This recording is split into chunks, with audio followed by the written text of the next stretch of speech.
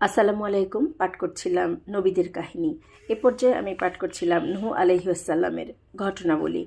আজকে যে পর্বটি পাঠ করব তা হচ্ছে স্বীয় কওমের প্রতি নূহ আলাইহিস সালামের দাওয়াত। আল্লাহ বলেন, আমরা নূহকে তার কওমের নিকট প্রেরণ করলাম তাদের উপরে মর্মান্তিক আযাব নাজিল হওয়ার পূর্বেই তাদেরকে সতর্ক করার জন্য। নূহ তাদেরকে বলল, হে আমার জাতি, আমি তোমাদের জন্য স্পষ্ট সতর্ককারী এ বিষয়ে যে তোমরা আল্লাহর ইবাদত করো, তাকে ভয় করো এবং আমার আনুগত্য করো। তাতে আল্লাহ তোমাদের পাপসমূহ ক্ষমা করবেন এবং নির্দিষ্ট সময় পর্যন্ত অবকাশ দিবেন। তবে এটা নিশ্চিত যে আল্লাহর নির্ধারিত সময় যখন এসে যাবে তখন তা এতটুকু পেছানো হবে না, যদি তোমরা তা জানতে। সূরা নূহ আয়াত 1-4। অতঃপর তিনি তাদেরকে শিরক পরিত্যাগ করে পরিপূর্ণভাবে আল্লাহর ইবাদতে ফিরিয়ে আনার জন্য বান্দার উপরে আল্লাহর অসংখ্য অনুগ্রহ ও অগণিত নিয়ামত রাজির কথা স্মরণ করিয়ে দিয়ে বলেন, তোমরা কি লক্ষ্য করো না আল্লাহ কিভাবে সপ্ত আকাশ স্তরে স্তরে সৃষ্টি করেছেন?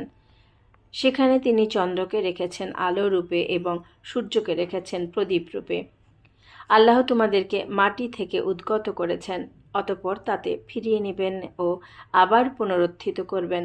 আল্লাহ তোমাদের জন্য জমিনকে করেছেন বিছানা সদৃশ, যাতে তোমরা চলাফেরা করতে পারো প্রশস্ত রাস্তাসমূহে। সূরা নূহ আয়াত 15-20।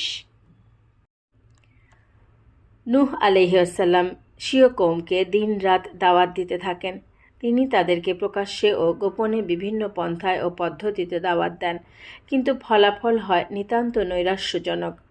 তার দাওয়াতে অতিষ্ঠ হয়ে তারা তাকে দেখলেই পালিয়ে যেত, কখনো কানে আঙ্গুল দিত, কখনো তাদের চেহারা কাপড় দিয়ে ঢেকে ফেলত।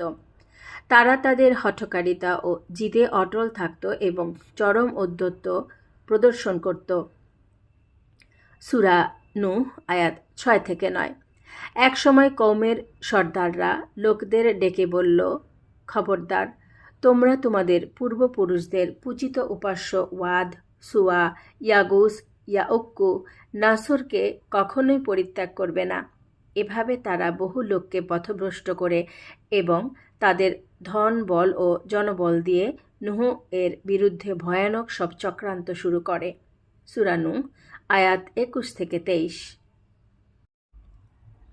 নূহ আলাইহিসসালামের বিরুদ্ধে 5টি আপত্তি। কওমের অবিশ্বাসী নেতারা জনগণকে বিভ্রান্ত করার জন্য নূহ আলাইহিস